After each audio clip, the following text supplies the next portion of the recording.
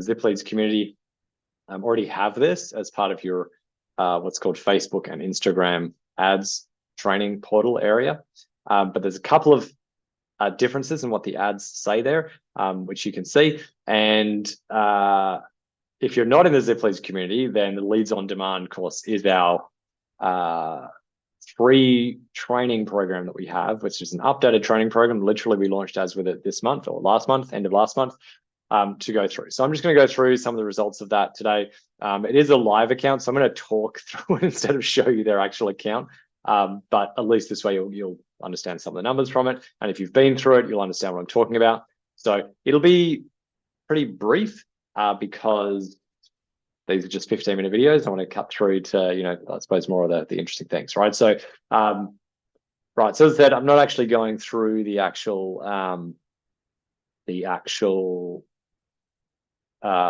screenshots of it because it is someone's account. I haven't managed to catch up with them to get their permission to share this on a live stream today. But basically, the new Leads on Demand course does teach basically in summary to what I've often said, which is that you don't need to go too custom with what you're doing with your Facebook ads in terms of keeping the audience quite broad. Letting Facebook just do its thing in terms of it's very simple. It's a campaign, it's an ad set. And within that ad set, we have a variation of 2 different variations of text and up to 4 variations of image or video, right? Which means that you have basically, let's say you have one text with 2 images and 2 videos, that's 4 ads. And then you repeat those 4 with different text, that gives you 8 ads. And that's what we tested as an example of that. So if you go through the program, you'll see also that we added one module about using ChatGPT to actually write your ads. In this particular test, the initial leads did come from the longer ChatGPT version ad. However, over 3 weeks of running the ads, that was actually overtaken by just using the shorter text variations that we have as our templates in our ads courses there. So we can still recommend those. But having said that, initially it did look pretty good for ChatGPT. So it's definitely worth a shot to go through, again, what we teach in the program about how do we use AI, how to give it a correct prompt to write a good Facebook and Instagram ad.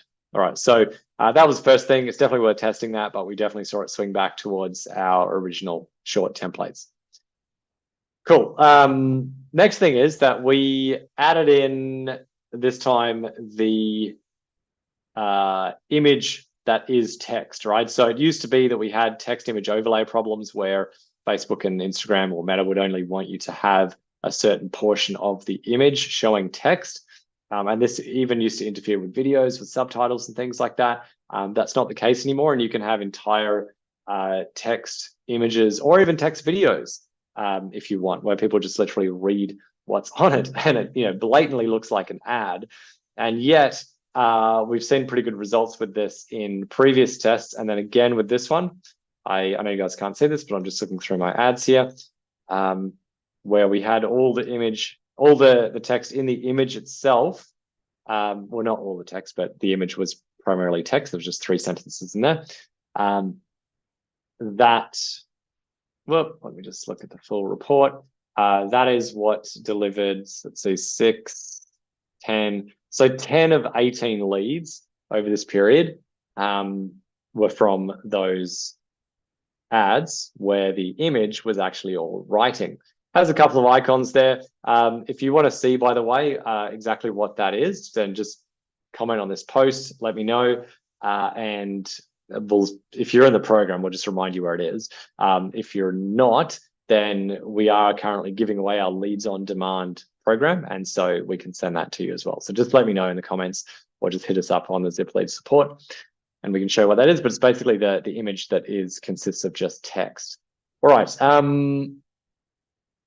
Yeah, also in terms of results for the ad, that's sort of the second thing I want to talk about. There's one more thing with the ads I want to show. Yeah, sorry, still talking about the ads. The other, where am I? Still talking about the ads. The other I suppose feedback we have for you, which again is not unexpected, is that we saw results both across images and videos. So we're not particularly seeing that videos are outperforming images or vice versa. Specifically, well, actually, yeah, we had, as you heard a second ago, half the leads came from the text image, and then the other 8 was split between an image of 2 people smiling outside, and the other one was a 29-second video. And this is we just use square videos. I even spoke to a Meta rep the other day, and every Meta rep is different, but this one was, again, they were saying, yeah, they understand that when you're trying to do it in different places, you can just load in a square video. It'll totally work in every placement because it still does show up on those story placements and those and reels as well. It just comes up as a square, and you can see some of the text, right? So we're still seeing the square videos working well, right? I'm going to circle back to the ads, actually, just something from my discussion with Meta the other day that you might want to test as well, which isn't yet in our courses because we haven't tested it. I only like to put in the courses what we've tested and validated. So just continuing on with this review for you, in terms of effectiveness of the ads, what we found was that we were testing this particular client, them booking directly for a class instead of the phone call that we usually test. And what was happening was that most people weren't doing it, right? So we were only getting like a 10 to 20% conversion rate from lead to booking. We've changed the automations in the most recent 10 days to be, instead of asking for the class booking, to ask for the phone booking. And we have seen higher conversions. I think it's up to like 30 or 40%. Now, we're at a point now where we're like, no, we need that to be higher. So at this point, what we're going to do, and this is what I recommend you do with your ads. It's like the ads were performing. We've noticed a slight dip at this point. So we didn't want to mess with them before, but now we're really not happy with the conversion rate. And this is a good opportunity to change it, because when you change your ads, like do anything like change the lead form, which is what we're going to do, then you are basically putting it back into learning phase. So if you've been we were getting like $28, $29 leads, which was good for this business. And we risk that lead cost going up. It might also come down, we don't know, but it was pretty stable. Now that the cost per lead is starting to increase, which honestly could come down to timing, as we're getting a little bit too close to December, but we're going to reset the algorithm. And what we're going to do is we're going to change the lead form. Instead of asking them, next step is to book in a class for their first free session, we're going to change it to just the next step is to book a call, just to see if it's the right fit. This is normally where we see much higher conversions from lead to call. So we'll make that change, and then that's an update that we can give back to you guys, probably in another live, probably in a couple of weeks, as we head into December. Now, the last thing I want to talk about with ads was something that I was discussing with the Meta rep the other day, which was that they, agreed with me what I was doing with our variation of like, yeah, a campaign, an ad set, and 8 ads. But they did say that, why are we not using the more updated method of doing this, which is where you basically run a carousel ad where you can put all your images and videos in as carousel cards. And then what you can do is put in your text variations as text variations. So instead of 8 ads, what you end up with is 1 ad, which has 4 different carousel cards for different images and different videos, and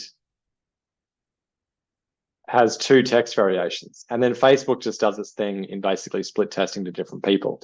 Now, my concern with it is that you're not going to know what's working most effective. But I guess at the end of the day, we know enough that we know that a combination of images, videos, text images now work. So if we just load them all in, we know we're giving it the best. Maybe if that's what actually produces lower cost per lead, then that's fine. So that's what we're going to be testing. Not right now with these guys because it's live, and we'll do some more tests with our own money first. But that would be the next thing we want to look at for you guys as well, so we can stay up to date with best practice for running your ads across the Meta platforms, being Facebook and Instagram. Now, I haven't actually checked if I've had any questions today, so let me just dive into the live chat here. There we go. Instagram.